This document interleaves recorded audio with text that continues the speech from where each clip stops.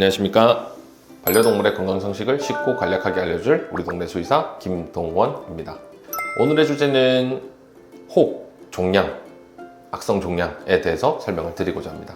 반려동물의 나이가 점점 평균 연령이 높아짐에 따라 우리 아이들의 걱정은 종기, 종양 이런 것들이 많이 생겨나고 있습니다. 과연 이게 악성인지 양성인지 이런 것들을 판단하는 게 굉장히 쉽진 않습니다.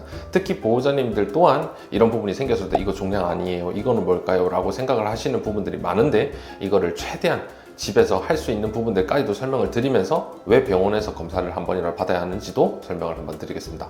첫 번째로 종양이 생기게 되면은 두 분류입니다. 양성 종양이냐 악성 종양이냐가 굉장히 차이가 많이 납니다. 양성인 경우에서는 치료를 크게 할 필요는 없습니다.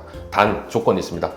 종기가, 종양이 그리고 물혹이 있다 하더라도 몸에 그리고 생리적인 현상에서 방해를 하지 않고 있어야 합니다. 예를 들어서 팔에 종양이 있는데 팔에 종양이 악성이 아님에도 불구하고 이게 너무 크기가 커서 혈관을 누른다든지 신경을 누른다든지 한다면은 괴사나 이런 부분들을 우려를 하기 때문에 제거술을 진행을 해야 합니다.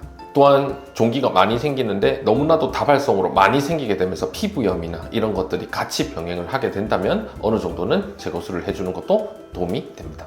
지방종이 우리 아이들에게 제일 많습니다. 나이가 컴에 따라 물혹이나 지방종이 굉장히 많아지는데, 지방종은 대부분은 제거를 할 필요가 없지만 다리 안쪽이나 이런 부분들에서 마찰이 생기게 되면서 피부염이 생기게 되거나 아니면은 우리 아이가 보행에 있어서 문제가 일으키게 된다면 지방종 또한 제거를 하는 것이 맞습니다.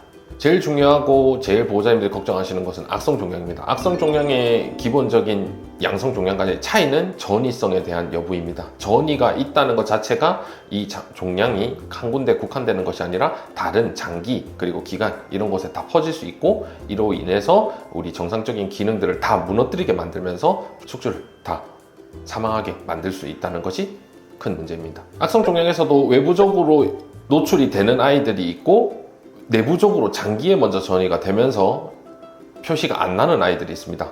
외부적인 악성 종양에 따라서는 위치가 크게 있긴 하지만 위치로서는 판단하는 것이 아닙니다. 제일 중요한 건 보호자님들이 언제 이게 생겨났는지 그리고 이게 얼마 기간 동안 얼마나 커졌는지를 꼭 기록을 해두시고 병원에 문진을 할 때 얘기를 해주시는 것이 중요합니다.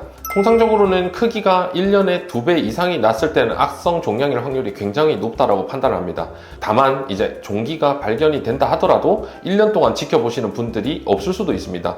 처음에 일단은 무조건 혹이나 이런 것들이 크게 보인다라고 하면은 이걸 1년 동안 기다리면서 크기 비교를 하는 것이 아닌 병원에서 위치나 이런 것들을 보여주시면서 이전에는 어땠는데 지금은 이렇다 이런 것들을 상세하게 아시는 정보라도 다 전달을 해주시는 것이 중요합니다.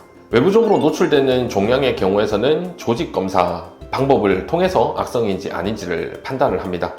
바늘로 흡입하는 FNA 검사가 있고, FNA 검사가 아니라면 전체 조직을 제거해서 외부 의뢰를 통해서 악성인지 아닌지를 판단시켜주는 조직검사 또한 있으니, 이 부분은 양상이나 크기나 상황 그리고 컨디션에 따라서 아이들에게 맞게 진단을 해주시는 것이 좋을 것 같습니다. 마지막으로 내부의 장기에 있는 악성 종양입니다.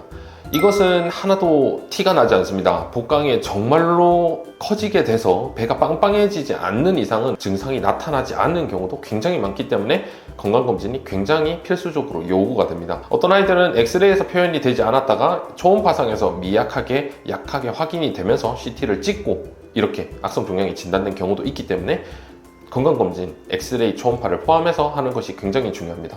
어떤 병원에서는 이제 비용적인 부분들을 보호자님께 부담을 경감시키기 위해서 초음파를 빼시는 분들이 꽤 있습니다. 저희도 그런 경우가 있지만 처음 오는 경우라면은 꼭 초음파를 보도록 권장을 드리는데, 이는 종양을 배제하기 위함이라는 것을 꼭 아셨으면 좋겠습니다. 추천 연령대는 5살 이상부터는 저는 추천을 드립니다. 7살 이후부터는 거의 대부분 무조건 꼭 추천을 드린다고 얘기를 하면서 보호자님이 빼고 싶다고 하더라도 고민해 보시라, 조금만 더 생각해 보시라 라고 하면서 한 번만이라도 안 봤다면은 꼭 한 번은 보자고 얘기를 드릴 정도로 종양에 대한 배제는 초음파상이 첫 번째입니다. 내부 장기에서 종양이 발견이 되면은 고민이 많아집니다. 이거를 과연 복강을 열면서 채취를 하고 조직 검사를 해야 할지, 아니면은 FNA 즉 바늘 검사를 먼저 해볼지 아니면은 CT를 검사할지, 그것은 크기나 전이 그리고 혈액 검사 기능적인 수치들에 따라서 정말로 천차만별입니다. 대부분의 악성 종양이 진단이 되면 평균 연령 예후들이 좋지 않습니다. 악성이 정말로 강한, 항암에도 반응이 없는 종양의 경우에서는 평균 6개월 내로 진단이 되는 경우도 있고, 길게는 2년 혹은 5년까지도 되는 종양들이 있습니다. 그 종양의 기원이 어딘지, 그리고 장기에는 어디가 있는지, 전이에는 얼마나 있는지. 가장 피해야 할 전이는 폐입니다. 최종적으로는 종양은 가장 마지막에 전이가 되는 것은 폐전입니다.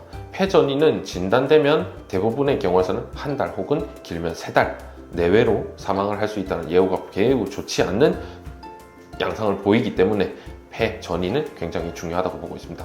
악성 종양의 경우 혈액 종양 기원이냐 아니냐에 따라서 항암제를 어떤 방식으로 할지를 고르게 됩니다. 혈액 기원이 아니다 라고 했을 때 그 장기에 어떤 장기에 종양이 있느냐에 따라서도, 그리고 종양 성분 자체가 어떤지에 따라서도 항암제의 판단이 달라지기 때문에, 그리고 항암제가 통하지 않는 장기라든지 항암제 저항이 굉장히 강한 종양이라든지 이런 부분이 있다면 수술적인 접근 혹은 방사선 치료 또한 고려를 많이 하게 됩니다. 마지막으로는 추천드리진 않지만 보호자님과 그리고 우리 아이의 삶의 질을 위해서 항암을 하지 않고 먹는 경구 항암제를 약하게 조금씩 매일 급여를 하는 방법이 있긴 합니다. 이 부분은 정말로 마지막일 때, 항암제를 버틸 체력이 안 될 때, 혹은 항암제에 부담이 있어서 혹은 방사선 치료가 부담이 있어서 조금이라도 늦추고자 하는 경우에서 약간의 도움이 될 수 있는 방법이긴 합니다. 여러 다양한 진단법, 치료법들이 있기 때문에 꼭 병원에서 진료를 받으면서 상담을 하고 방향을 정하면서 우리 아이에게 맞게, 그리고 우리 보호자님들에게 맞는 방법을 선택하시면서 진행을 하는 것이 중요할 것 같습니다. 마지막으로 정리하자면 모든 혹이 악성 종양은 아닙니다. 그렇기 때문에 보호자님들이 너무 경각심을 가질 필요는 없지만 너무 인지를 하지 않고 넘어가지 않는 것 또한 굉장히 중요합니다. 왜냐하면 종양은 언제 발견됐냐에 따라서 정말로 치료 방법이나 치료 예후가 달라질 수 있기 때문입니다. 꼭 명심해 주시고 우리 아이들이 문제가 없는지 한 번 더 확인해 주시고 내원해 주시면 감사하겠습니다. 오늘 내용이 도움되셨다면 구독과 좋아요 부탁드리겠습니다. 감사합니다.